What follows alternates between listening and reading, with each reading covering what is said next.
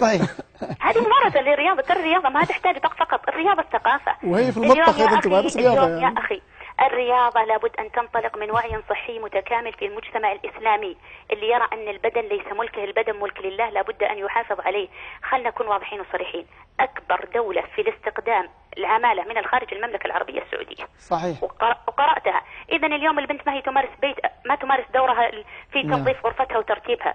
اليوم الطالبة تطلع من المدرسة وتقف عند وجبات سريعة وتشتري لك وجبة مليئة بالسعرات الحرارية والقاتل المستقبلي، القاتل البطيء. إذا نحتاج إلى ثقافة صحية متكاملة تعطاها البنت، وتكون الرياضة تطبيق في المجال الفسيح والأرحب.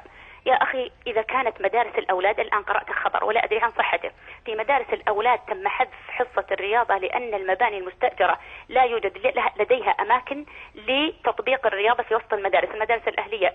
شايف أنت أنها مؤهلة أو غير مؤهلة؟ إذا كانت عبارة عن عمارة لا يوجد فيها حوش ولا يوجد لديها تهوئة طيبة ولا يوجد، إذا نحن قاعدين نتكلم نفرض القرار لمن حقيقة وفي أي واقع قاعدين نفرضه. جميل. الأمر الثاني أو الأمر المهم جدا أنها لابد أن تكون الثقافة الصحية أهم عندي من الرياضة، والرياضة تمارسها البنت في المشي والطلعة والدخلة. السؤال الكثير اللي الآن كثير يتساءله، وتسمح لي وزارة التربية والتعليم، لماذا وزارة التربية والتعليم في هذا الوقت بالذات تريد أن تفرض الرياضة قسريا على المجتمع دون أن تأخذ رأيها فيه؟ ما هي قراءة ولا كتابة ولا هي مهارة. هذه قلت لك المفترض أن نمارسها إحنا يا النساء في تنظيف بيوتنا وترتيبها، وأن ينخفض معدلات الاستقلام لدينا في المملكة العربية السعودية.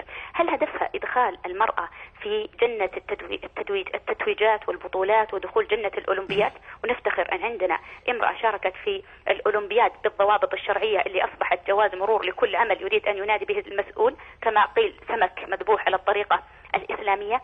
إذا القضية أكبر من هذا، لابد أن تكون وزارة التربية والتعليم واضحة وصريحة. طيب. يا أخي عبد العزيز أبى أقول لك كلمة والله في قلبي. اتفضل. اليوم عالم يقوم على صراع القوى. أمريكا تنافس على تفوقها الجوي، أوروبا تفاخر باتحادها المحكم، الهند بمفاعلاتها النووية، اليابان بتقدمها التكنولوجي. في صراع القوى يقدم كل بلد ما يرفعه إلى مصاف الأقوياء.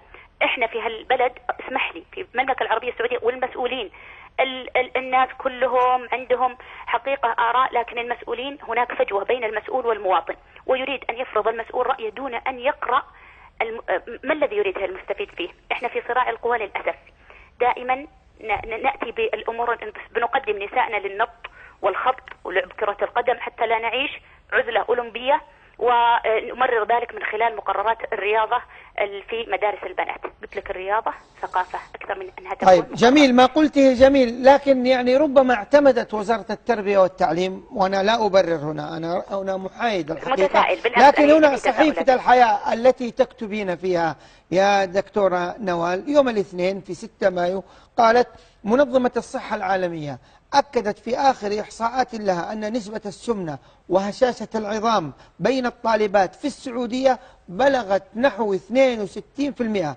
ما جعلها ترفع توصية خلال المؤتمر الدولي لأنماط الحياة الصحية بأهمية إدراج التربية البدنية في مدارس البنات والعمل على تنفيذها، مستشهدة بمعدلات منخفضة في دول تمارس فيها الرياضة في المدارس. يعني ما نعطي شيء لحسن الظن، يعني لأنه الحقيقة في اتجاه. وأنا بالعكس حسن الظن مطلب أستاذ عبد العزيز. طيب. أقول لك وجهة نظري. تفضل. شوف أستاذ عبد العزيز، لندرس أبنائنا، هل كلهم عندهم مقررات الرياضة موجودة؟ قلت لك القضية قضية وعي صحي متكامل. صحيح. مقررات الرياضة موجودة.